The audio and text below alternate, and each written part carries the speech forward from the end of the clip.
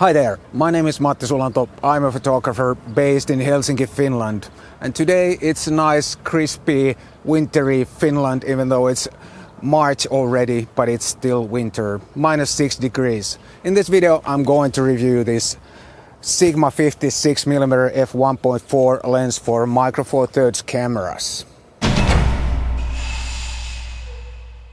If you're new here and if you like my content, please consider subscribing to my channel and tap the bell also so you won't miss any of my future videos. I will publish a new video every Tuesday and every Friday.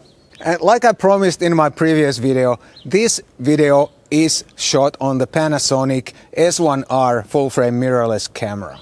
And one more thing, this lens is on loan from the Finnish importer Foca, and I'm not getting paid for this video. And now let's see how this performs.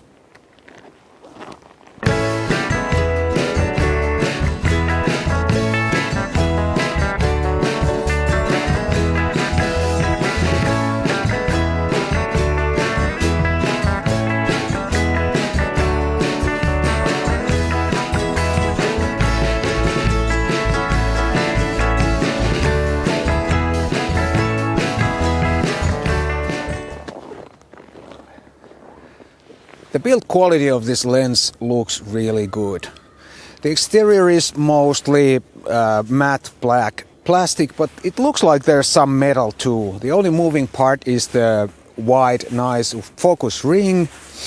And I think this lens looks really good, and it looks really nice on the G9, for example. It's about the same size as a traditional film 50mm lenses, maybe a bit longer.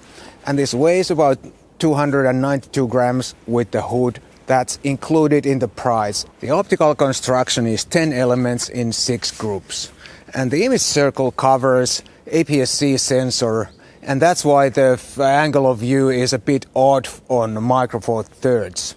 It equals to about 112 millimeters in full frame terms.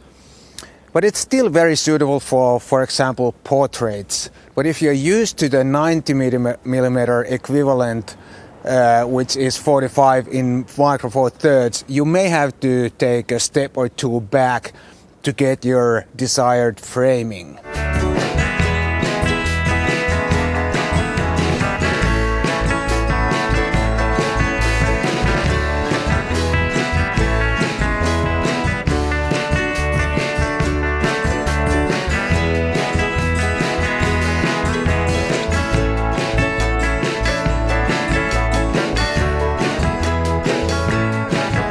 I decided to come out of the shadow.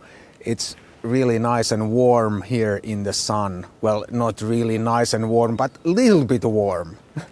This Sigma feels nimble and well balanced on the G9 camera body. About the sharpness and contrast of this lens, there's not much to say. This lens is awesome.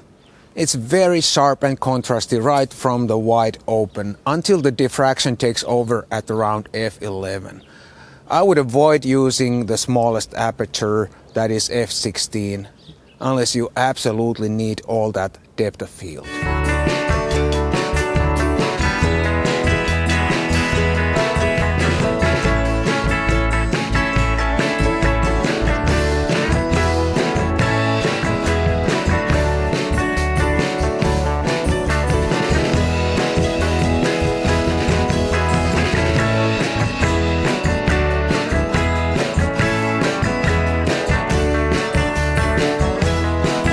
Because this lens is designed for APS-C, the vignetting is not really an issue on Micro Four Thirds.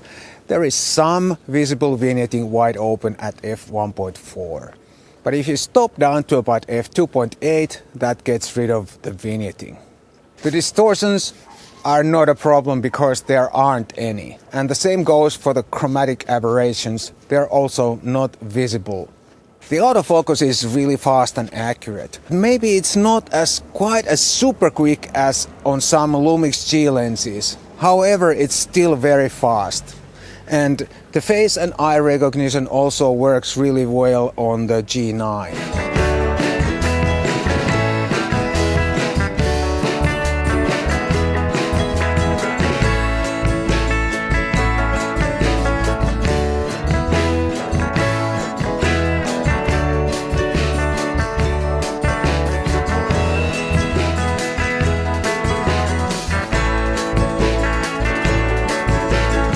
This lens makes absolutely gorgeous pictures if you use it correctly.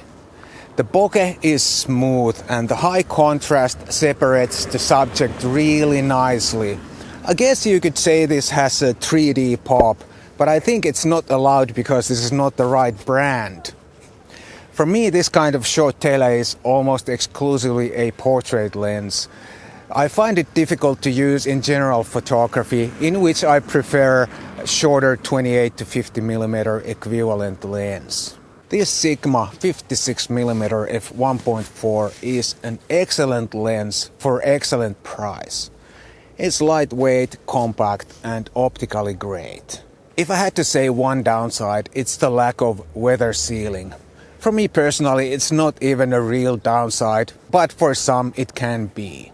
It's hard to say anything else but highly recommended of this lens.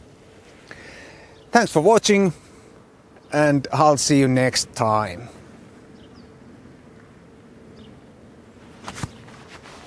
En mä kävele tästä pois.